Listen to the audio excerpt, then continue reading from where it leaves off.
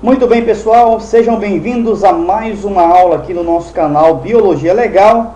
Nessa aula de hoje a gente vai estar falando sobre o nascimento das estrelas, como que as estrelas nascem aí e se desenvolvem no nosso universo. Antes de começar a falar propriamente sobre o assunto, só gostaria de lembrá-los aí de já ir deixando o seu like aí na nossa aula, né, de se inscrever no nosso canal ainda quem ainda não se inscreveu e também aí compartilhar com seus amigos nas redes sociais. Então vamos lá, vamos falar aí sobre o nascimento das estrelas. O que vem a ser uma estrela? Né? Uma estrela é um astro aí que tem luz e calor próprio, né? E que mantém praticamente as mesmas posições relativas aí na esfera celeste. Ou seja, se a gente observar várias noites, as estrelas não vão variar o seu lugar, né? Aí no cosmos, aí no universo, no céu noturno. O que estiver variando muito a sua posição, né, na esfera celeste, não é uma estrela, pode ser um planeta aí, tá, que vai estar sempre se movimentando. Uma estrela apresenta um brilho aí cintilante, né, que as distingue aí dos demais planetas aí, dos demais corpos celestes. É uma esfera de plasma, tá? Então muita gente fala que a estrela é uma esfera de fogo, é uma bola de fogo. Não é bem assim, né? A estrela é, na verdade, constituída de plasma. O que é plasma? É matéria aí no quarto estado da matéria, né? Nós conhecemos aqui no planeta Terra, naturalmente, 3 estados, né? Que é o estado sólido, líquido e gasoso. E nas estrelas eu vou ter o quarto estado da matéria, que é o plasma, né? A matéria vai estar muito aquecida. As estrelas são, na verdade, formadas por gases que vão estar nesse quarto estado da matéria, né? Muito quente, a uma alta pressão, formando aí o plasma, tá? E ela vai ter uma grande luminosidade, tá? Uma esfera muito grande e luminosa aí, que pela gravidade vai ser mantida íntegra. E é composta aí, basicamente, de hélio e outros elementos mais pesados aí que vão estar formando a estrela. Então, basicamente, essa é a definição de estrela. As estrelas no universo, existem aí milhões de estrelas com diferentes brilhos e tamanhos, tá? Então a gente vai ter estrelas pequenas, médias, grandes, muito grandes, e vai variar também o seu brilho. Aqui eu tenho alguns exemplos de estrelas, né? Como o nosso Sol é uma estrela, Betelgeuse, né? Essa aqui é uma foto tirada pelo telescópio espacial Hubble, e Alnilam aqui também uma foto aí tirada com um telescópio, possivelmente o telescópio aqui mesmo terrestre, né? Pelo tipo da foto. Essa estrela faz parte da constelação de Órion. Como as estrelas no universo vão estar se agrupando, formando as galáxias, tá? As galáxias, uma galáxia na verdade é um enorme agrupamento aí de estrelas, com cerca de milhares de milhões de estrelas, gases e poeira, né, formando esses complexos. As galáxias podem ser diferentes, né, ter tamanhos diferentes e formas diferentes. Nós já vimos isso em uma aula anterior, né? Quanto à forma, essas galáxias podem ter a forma de espiral. Isso aqui, por exemplo, é a galáxia M51, ou uma galáxia elíptica. Essa aqui é a galáxia NGC 1316, ou galáxias irregulares, como a NGC 1705, tá? Também fotografada aqui nesse caso pelo telescópio espacial Hubble. As galáxias se encontram organizadas em o que nós chamamos de enxames de galáxias, e os enxames de galáxias ainda se juntam, né, formando aí complexos ainda maiores, chamados de super enxames de galáxias. Então, estrelas se agrupam em galáxias, galáxias se agrupam em enxames de galáxias, e enxames de galáxias vão se agrupar em super enxames de galáxias. Então eu tenho estrelas se agrupando, formando as galáxias, né? As galáxias formando os enxames de galáxias, e os enxames de galáxias formando os super enxames, né? O que é um super enxame de galáxias, professor? É um grupo de vários enxames de galáxias juntos, tá? Um grupo muito grande aí formando no nosso cosmos. E os super enxames vão estar formando aí o universo. Vamos falar um pouquinho da Via Láctea, né? A Via Láctea é o nome da galáxia onde o nosso sistema solar está presente, onde nós vivemos. Essa galáxia vai ter uma forma espiralada, né? E ela é constituída por cerca de 100 mil milhões de estrelas, também gases e poeiras aí formando essa nossa Via Láctea, essa nossa galáxia. A Via Láctea pertence aí a um enxame galáctico chamado de grupo local, que por sua vez vai pertencer aí ao super enxame local, tá? Então a Via Láctea está dentro do enxame chamado de grupo local, e esse enxame está dentro de um super enxame chamado de super enxame de galáxias local. Mas o que vão ser feitas as estrelas? As estrelas são constituídas principalmente aí por um gás, né, muito leve, que é o hidrogênio. Esse hidrogênio vai ser aí o combustível das estrelas. Nas estrelas vai ocorrer as reações nucleares, na qual o hidrogênio vai ser transformado num outro gás, como o hélio, por exemplo, através de um processo chamado de fusão nuclear, onde esses átomos de hidrogênio são fundidos, são unidos. Nessa fusão de gás ocorre a liberação de muita energia aí na forma de luz e calor. Então o hidrogênio, né, vai, através das reações nucleares, formar o hélio mais a energia térmica e a energia luminosa. A energia produzida aí no núcleo das estrelas chega até a superfície, né, e é irradiada para o espaço, e por esse motivo as estrelas brilham muito. Por que razão as estrelas podem apresentar aí diferente brilho? Por que uma estrela difere da outra aí de acordo com o seu brilho? O brilho de uma estrela vai depender basicamente do seu tamanho. Assim, quanto menor o tamanho, menor a temperatura de uma estrela, consequentemente menor vai ser o brilho, tá? E quanto menor a cor aí tende a ser de laranja ou avermelhada aí numa estrela de pouco brilho, de pouca temperatura. Quanto maior o tamanho de uma estrela, maior vai ser a temperatura, maior vai ser o brilho dessa estrela, e a cor aí vai ser tender aí mais para a cor azulada, tá? Uma cor de brilho mais intenso, mais forte, cor azulada, tá? Então aqui, ó, as estrelas menores que o Sol têm menor temperatura que o Sol, né? E o brilho é laranja ou avermelhado. As estrelas, como o Sol, têm uma temperatura média e o seu brilho é amarelado. E as estrelas maiores que o Sol vão ter aí uma temperatura, uma maior temperatura, né? E o brilho vai tender aí do branco ao azulado. Então, quanto mais quente, maior essa estrela, né? E a tendência da cor é ir para o branco ao azulado. Como nasce uma estrela? As estrelas vão nascer aí nas chamadas nebulosas difusas, né? A partir aí de grande quantidade de hidrogênio e poeira. As nebulosas difusas são consideradas aí pelos astrônomos como um berço de estrelas, ou seja, é no meio dessas nebulosas está sendo formada aí inúmeras novas estrelas. Aqui eu tenho uma nebulosa chamada de nebulosa cabeça de cavalo, aqui a nebulosa chamada nebulosa do olho do gato, e aqui a nebulosa M17. Todas essas nebulosas são formadas aí por gases e poeira, e esses gases e poeira, né, através da gravidade, vão se juntando, formando grandes esferas de gás, né, e poeira, que vão dar origem posteriormente às estrelas. Então, o processo de formação de uma estrela segue mais ou menos dessa forma, né?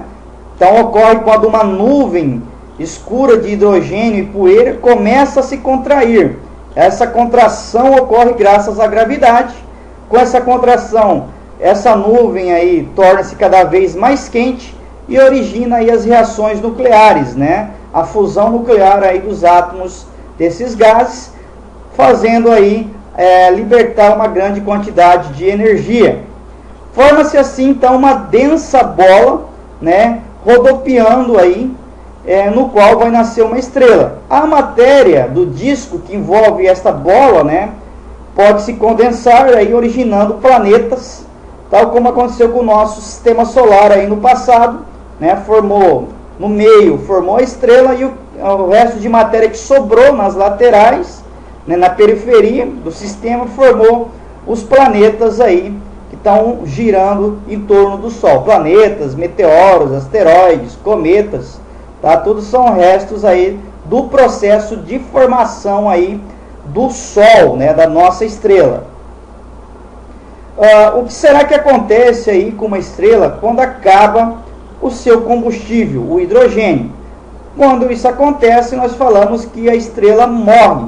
Então ocorre a morte de uma estrela com esse processo. As estrelas de menor tamanho têm aí um maior tempo de vida estável, pois elas vão consumir menos combustível. Então, quanto menor o tamanho de uma estrela, maior vai ser o tempo de vida dessa estrela. As estrelas de maior tamanho vão ter aí um menor tempo de vida, né? Por que que elas têm um maior tempo de vida? Elas têm muito combustível, mas porque elas têm muita gravidade, o que que acontece? Elas consomem muito combustível, tá? Ocasionando assim a morte dela mais rapidamente. Então, quanto maior o tamanho de uma estrela, menor tempo de vida estável de uma estrela aí no universo. Então, o processo de morte de uma estrela varia aí, né, de acordo com o tamanho dela. Quanto menor, maior vai ser o tempo de vida, né? Vai consumir menos combustível, então vai ter um maior tempo de vida. E quanto maior uma estrela, menor o tempo de vida dessa estrela. A morte de uma estrela, né, de pequena dimensão como o Sol, acontece dessa forma. Aqui eu teria a estrela instável, e em um certo momento essa estrela, né, passa a se tornar uma gigante vermelha. Depois desse processo ela entra num estado de contração, formando aí o que nós chamamos de nebulosa planetária, e depois ela forma uma anã branca. E muito tempo depois de milhões de anos, trilhões de anos, essa anã branca pode formar o que nós chamamos aí de uma estrela escura, né? Uma estrela que não emite mais luz e nem calor, então ela deixa de ter, ela se torna como se fosse uma esfera escura, negra aí no espaço, tá? Mas isso acontece depois de muito tempo. Então, uma morte de uma estrela de grandes dimensões, né? Estrelas maiores do que o Sol, ocorre dessa forma. Eu tenho aí uma estrela instável, ela entra também em expansão, formando aí o que nós chamamos de supergigante.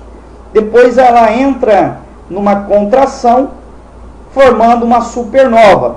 Essa supernova, por final, pode formar uma estrela de nêutrons, ou também conhecida como pulsar, ou também pode formar um buraco negro, né? Nesse caso aqui de uma estrela de alta massa, né? Uma estrela grande, maior do que o Sol. Então aqui eu tenho os processos. Estrela instável, forma-se uma supergigante, uma supernova. O que é a supernova? Nada é mais que uma morte de uma estrela, uma explosão de uma estrela. Esses gases depois podem se contrair, o que sobrou dessa supernova, formando aí um buraco negro no meio, ou uma estrela de nêutrons, ou pulsar. Vamos falar um pouquinho novamente aí sobre o enxame de galáxias. Então, no universo, as galáxias não estão distribuídas ao acaso, e elas vão estar formando aí os chamados enxames de galáxias, formando conjuntos de galáxias chamados de enxames de galáxias. E esses enxames vão formar aí um super enxame de galáxias. Então, os enxames de galáxias, por sua vez, ainda se agrupam formando conjuntos, né, muito maiores ainda, chamados de superaglomerados ou super enxames de galáxias. Voltando aqui a falar da Via Láctea, né? Aqui eu tenho a observação da Via Láctea olhado de cima. uma vista da Via Láctea de perfil e a parte da Via Láctea aqui observada da Terra, né? Daí que tem o termo Via Láctea, caminho de leite, né? Aquele caminho no meio do céu. Quando a gente olha à noite, um céu que estiver bem limpo, a gente vai ver uma grande quantidade de estrelas, né, no meio do céu. Isso ali seria o perfil. A gente está olhando para a galáxia desse modo, por isso que eu vou ver mais estrelas desse lado para cá do que para os lados, né? Porque a estrela seria mais fina dos lados e aqui estaria mais quantidade de estrelas. Então isso que a gente vê no céu é na verdade parte da Via Láctea, daí eu dei o termo, né, Via Láctea para nossa galáxia. Vamos falar um pouquinho sobre uma gigante vermelha. Uma estrela gigante vermelha é uma estrela de grandes dimensões, né, de cor avermelhada, cuja sua massa vai aí de cerca de 0,3 até 8 vezes a massa do nosso Sol. As gigantes vermelhas são estrelas que se situam já numa fase avançada da sua vida, já indo aí para a sua fase terminal, né, da sua vida. Falar um pouquinho da nebulosa planetária. Uma nebulosa planetária, na verdade, vai ser um invólucro aí de material expelido por uma estrela, né, e que rodeia essa mesma estrela. No centro de uma nebulosa planetária vai estar aí, né, geralmente uma estrela anã branca, que ilumina aí o material que foi expelido. Um exemplo disso é o que acontece aí na nebulosa do Anel, tá? A nebulosa do Anel é um exemplo de nebulosa planetária, né? No meio dela eu vou encontrar uma estrela chamada anã branca que vai estar iluminando todo esse material que foi expelido aqui, né, no seu processo final aí da sua vida. Uma estrela supergigante azul é uma estrela aí de grande dimensão também e que apresenta uma cor azulada, né? Daí o termo de supergigante azul. As supergigantes azuis são muito maiores aí do que o nosso Sol, porém são mais pequenas que as estrelas supergigantes vermelhas. A massa da supergigante azul pode ir desde aproximadamente aí 10 massas solares até cerca de 100 massas solares.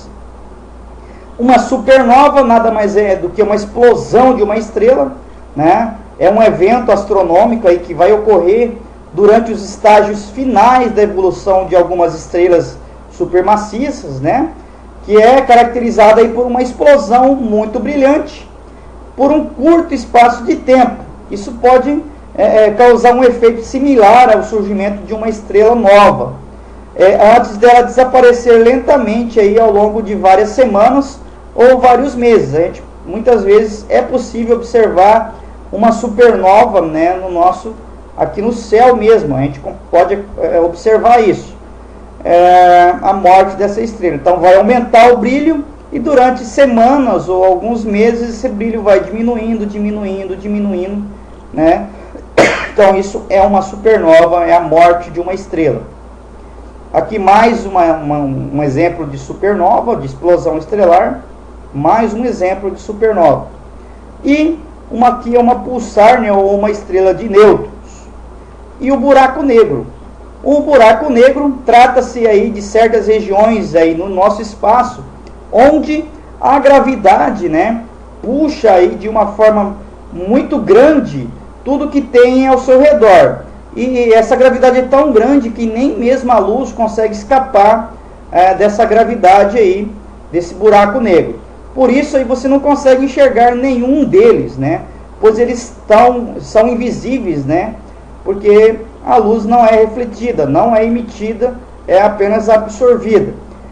A formação de um buraco negro vai acontecer quando uma grande estrela morre e simplesmente aí é implodida. Ou seja, essa estrela, em vez de explodir, ela é implodida, ela cai sobre ela mesma, a massa, né, vai caindo sobre ela mesma, vai diminuir o seu tamanho, mas a matéria vai continuar ali mesmo. Então vai diminuir milhares de vezes o seu tamanho, né, e com isso vai acontecer o quê?